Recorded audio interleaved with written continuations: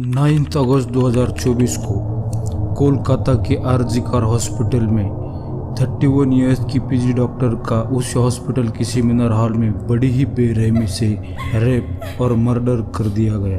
Victim की हालत ऐसी थी कि उसकी आंखों में चश्मे के कांच घुसने की वजह से आंखों से ब्लीडिंग हो रही थी, गर्दन की हड्डी टूटी हुई थी, प्राइवेट पार्ट से खून निकल रहा था, उसकी पैरों को वाइड एंगल में 90 डिग्री खींचा गया था, उसकी वजह से पैरों की हड्डियां भी टूटी हुई थी, मुंह से, नाक से और शरीर के हर हिस्से से खून ही खून निकल रहा था। अब मैं और डिटेल में बताऊंगा तो आप लोग सुन नहीं पाओगे। चश्मे को कूटा गया जिसकी वजह से आंखों से खून निकल गया। इस केस को डेफिनेटली कोई दबाने की कोशिश कर रहा है क्योंकि मुझे कुछ लूप होल्स मिले हैं जो मैं आपको आगे बताऊंगा।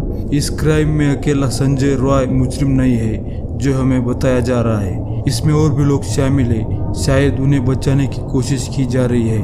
कुछ लोग ये भी कह रहे हैं कि हॉस्पिटल इस घटना को दबाने की कोशिश कर रहा है क्योंकि इस घटना के 5 दिन बाद ही क्राइम सीन से 20 मीटर की दूरी पर कंस्ट्रक्शन के नाम पर दीवार तोड़ी गई। तो कुछ लोग ये भी कह रहे हैं कि संजय रॉय किसी राजनीतिक पार्टी का मेंबर है। तो आइए डिटेल में जानते हैं।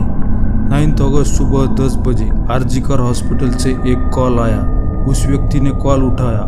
हॉस्पिटल से उस इंसान ने कहा कि आपकी बेटी बीमार है, आप जल्दी से हॉस्पिटल में आ जाइए।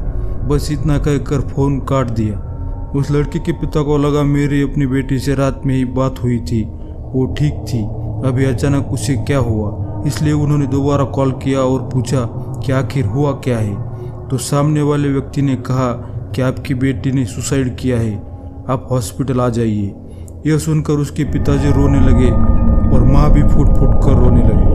अब वो दोनों हॉस्पिटल की तरफ जा ही रहे थे, उतनी ही देर में यह खबर पूरे शहर और सोशल मीडिया पर आग की तरह फैलने लगी और हॉस्पिटल के बाहर लोगों की भीड़ जमा हो गई। सबके मन में यही सवाल था कि आखिर ये सब कैसे हुआ और किसने किया। उस हादसे की रात उस डॉक्टर की 36 आवर्स की ड्यूटी थी जिसमें डॉक्टर्स को कंटिन्यू डे एंड नाइट जाकर इमरजेंसी के लिए हॉस्पिटल में ही रहना पड़ता है। उन्हें खाना पीना, नहाना, फ्रेश होना सब कुछ हॉस्पिटल में ही करना पड़ता है। उस रात भी विक्टिम और उनके 4 साथी सेमिनार हॉल में नीरज चोपड़ा की मैच देखते हुए खाना खा रहे थे।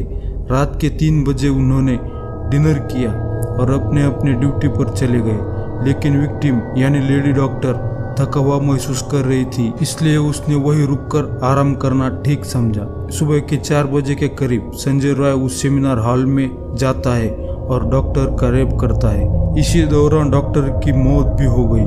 इसके बाद सुबह 7:30 बजे बॉडी को देखा गया और जैसा मैंने शुरू में कहा था, 10 साढ़े 10 बजे डॉक्टर के पिता को कॉल करके कहा गया था आपकी बेटी ने सुसाइड किया है। बॉडी को 7 या 7:30 बजे देखा गया और डॉक्टर के पेरेंट्स को 10 बजे बता दिया। इसके बावजूद उसके पेरेंट्स जब वहां पहुंचे तो उन्हें उस सेमिनार हॉल के बाहर 3 घंटों तक रोक के रखा गया। उसके पेरेंट्स रोते रहे, मिन्नतें करते रहे, हाथ जोड़ते रहे, हमें अपनी बेटी को देखने दो, फिर भी उन्हें बाहर रोक के रखा गया और 3 घंटों बाद अंदर जाने दिया। जब उस माँ बाप ने अपनी बेटी की बॉडी देखी तो उनका कलेजा फट गया। जैसे मैंने शुरू में कहा था, पूरे शरीर से और प्राइवेट पार्ट से खून बह रहा था, दोनों पांव मुड़े हुए थे। ये देखकर कोई भी बता सकता है ये एक सुसाइड नहीं बल्कि रेप और मर्डर है। लेकिन फिर भी क्यों हॉस्पिटल वाले इसे आत्महत्या कह रहे थे? क्यों उसके पेरेंट्स को 3 घंटों बाद बुलाया गया और क्यों उन्हें 3 घंटों तक हॉल के बाहर रोक के रखा गया? यही इस घटना के कुछ लूप होल्स है। यही नहीं बल्कि उस हॉस्पिटल के प्रिंसिपल ने यह भी कहा था कि विक्टिम को साइकोसिस नाम की इलनेस थी, इसलिए उसने सुसाइड किया। आखिर हॉस्पिटल किसे बचाने की कोशिश कर रहा है? जब विक्टिम की बॉडी को पोस्टमार्टम के लिए भेज दिया गया और जो रिपोर्ट निकल कर सामने आई, उसके बाद सारे लोग गुस्से से भर गए और ये जायज़ भी था। रिपोर्ट में आया था कि विक्टिम के साथ बहुत ही बुरी तरीके से रेप किया गया है। उसका एब्डोमेन, राइट हैंड और मुंह बुरी तरीके से इंजर्ड है। उसका कॉलर बोन बुरी तरीके से टूटा हुआ है। पोस्टमार्टम की रिपोर्ट से ये बात तो साफ हो गई कि ये कोई सुसाइड नहीं बल्कि रेप और मर्डर है। तब पुलिस ने इन्वेस्टिगेशन शुरू किया। सबसे पहले उन्होंने हॉस्पिटल के सीसीटीवी फुटेज चेक किए तो उन्हें पता चला कि रात के 4 बजे संजय रॉय सेमिनार हॉल में गया था और उन्हें वहां बॉडी के पास एक ब्लूटूथ डिवाइस मिला जिसे ऑन करने पर पता चला कि ये संजय रॉय का ही है। उसे गिरफ्तार भी कर लिया गया और उसने अपना गुनाह कबूल भी कर लिया। लेकिन सवाल यह है कि आखिर ये संजय रॉय है कौन?